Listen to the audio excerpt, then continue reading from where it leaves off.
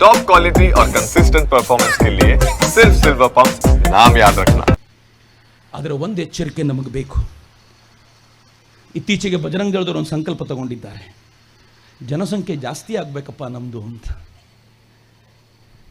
ನಾನು ಶರಣ್ ಕೇಳಿದೆ, ಶರಣ್ ಬಂದಿಲ್ಲ ಇವತ್ತು.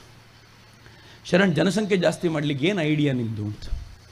ಅವ್ರು ಹೇಳಿದ್ರು, ಎಲ್ಲರೂ ರಿಕ್ವೆಸ್ಟ್ ಮಾಡ್ಕೋತೀವಿ, ಒಂದಿರೋರು 2 ಮಾಡಿ, 2 ಮಕ್ಕಳು ಇರೋರು 3 ಮಾಡ್ಕೊಳ್ಳಿ, 3 ಇರೋರು. ನಮ್ಮ ಜನ ಮಾಡ್ತಾರೇನ್ರಿ? ನಮ್ಮ ಜನಕ್ಕೆ ಭಾಳ ಪ್ರೀತಿ ಇದೆ ರೀ. ನಮ್ಮ ಜನಕ್ಕೆ ಯಾರಿಗೂ ನಮ್ಮ ಮಕ್ಕಳನ್ನು ಪಂಕ್ಚರ್ ಹಾಕಕ್ಕೆ ಕಳಿಸ್ಲಿಕ್ಕೆ ಇಷ್ಟ ಇಲ್ಲ. ಅವ್ರಿಗೆ ನಮ್ಮ ಮಕ್ಕಳು ಚೆನ್ನಾಗಿ ಓದಬೇಕು, ಒಳ್ಳೆ ಎಜುಕೇಷನ್ ಸಿಗಬೇಕು. ಪ್ರತಿಯೊಬ್ಬರು ಇಲ್ಲಿ ಕೇಳಿದ್ರೆ ಪ್ರತಿಯೊಬ್ಬರ ಮಕ್ಕಳು ಡಾಕ್ಟರ್ ಆಗಬೇಕು, ಪ್ರತಿಯೊಬ್ಬರ ಮಕ್ಕಳು ಇಂಜಿನಿಯರ್ ಆಗಬೇಕು. ಎಷ್ಟು ಜನರಿಗೆ ಓದಿಸೋ ಕೆಪಾಸಿಟಿ ಇದೆ. ಹೀಗಾಗಿ 1 ಸಾಕು 2 ಸಾಕು ಅಂದ್ಕೊಂಡು ಸುಮ್ಮನಿರುವಂಥ ಪರಿಸ್ಥಿತಿ ಇದೆ. ಆದರೆ ನಾನು ನಿಮ್ಮನ್ನು ಕೇಳ್ಕೊಳ್ಳೋದು ಏನು ಗೊತ್ತಾ, ಸರ್ಕಾರ ನಮಗೊಂದಷ್ಟು ಕಾನೂನುಗಳನ್ನು ಕೊಟ್ಟಿದೆ, ಬಳಸ್ಕೊಳ್ರಲ್ಲ ಕಾನೂನನ್ನು. ನಾನು ಸರ್ಕಾರ ಕೊಟ್ಟ ಕಾನೂನಿನ ಬಗ್ಗೆ ಮಾತನಾಡ್ತಿರೋದು. ಪೊಲೀಸರಿಗೂ ಹೇಳ್ತಿದ್ದೀನಿ, ಇದು ಸರ್ಕಾರ ಕೊಟ್ಟ ಕಾನೂನು, ನಮ್ದಲ್ಲ, ನಾನು ಹೇಳ್ತಿರೋದಲ್ಲ. ಸರ್ಕಾರ ಏನು ಮಾಡ್ತು, ಈ ನಾಡಿನಲ್ಲಿ BJP ಸರ್ಕಾರ ಇದ್ದಾಗ ಕನ್ವರ್ಷನ್ ವಿರೋಧಿಸಿ ಒಂದು ಕಾನೂನು ತಗೊಂಡು ಬಂತು, ಆಂಟಿ ಕನ್ವರ್ಷನ್ ಬಿಲ್ ತಗೊಂಡು ಬಂತು. ಹೊಸ ಸರ್ಕಾರ ಬಂದ ತಕ್ಷಣ ಆಂಟಿ ಕನ್ವರ್ಷನ್ ಬಿಲ್ ತೆಗೀತು. ಅಂದ್ರೆ ಅರ್ಥ ಏನು, ನೀವು ಕನ್ವರ್ಟ್ ಮಾಡಬಹುದು ಅಂತ. ಆಂಟಿ ಕನ್ವರ್ಷನ್ ಬಿಲ್ ನಮಗೋಸ್ಕರ ಇರೋದು, ಮಾಡಬೇಕಲ್ಲ. ಸರ್ಕಾರ ಹೇಳಿದೆ, ಧೈರ್ಯವಾಗಿ ಹೇಳಿದೆ, ಮಾಡಿ.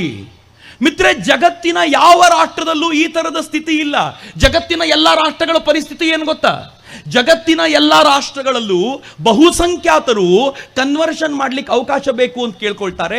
ಅಲ್ಪಸಂಖ್ಯಾತರು ಕನ್ವರ್ಷನ್ ಬೇಡ, ಆಂಟಿ ಕನ್ವರ್ಷನ್ ಬಿಲ್ ತಗೊಂಡು ಬನ್ನಿ ಅಂತಾರೆ. ಆದರೆ ನಮ್ಮ ದೇಶದಲ್ಲಿ ಬಹುಸಂಖ್ಯಾತರು ಕೇಳ್ಕೊಳ್ತಾರೆ, ಪ್ಲೀಸ್ ಆಂಟಿ ಕನ್ವರ್ಷನ್ ಬಿಲ್ ತಗೊಂಡು ಬನ್ನಿ, ಇಲ್ಲ ಅಂದ್ರೆ ನಮ್ಮನ್ನು ಕನ್ವರ್ಟ್ ಮಾಡ್ತಾರ ಅವರು ಅಂತ.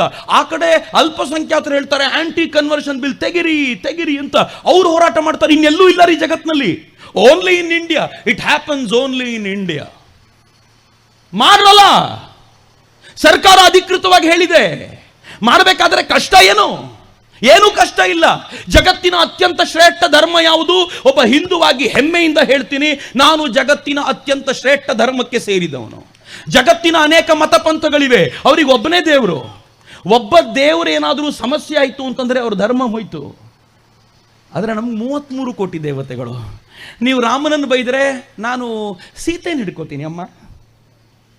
ನೀವು ಸೀತೆ ಕಳಂಕ ತರೋ ಪ್ರಯತ್ನ ಪಟ್ಟರೆ ಕೃಷ್ಣ, ನೀವು ಕೃಷ್ಣನಿಗೆ ಕಳಂಕ ತರೋ ಪ್ರಯತ್ನ ಪಟ್ಟರೆ ಮಂಜುನಾಥ, ನೀವು ಮಂಜುನಾಥನಿಗೆ ಕಳಂಕ ತರೋ ಪ್ರಯತ್ನ ಪಟ್ಟರೆ ನನಗೆ ಊರಲ್ಲೊಂದು ದೇವಸ್ಥಾನ ಇದೆ, ಎಲ್ಲಿ ಬೇಕಿದ್ರೂ ಹೋಗ್ತೀರಿ, ನನಗೇನು ಪ್ರಾಬ್ಲಮ್ಮೇ ಇಲ್ಲ.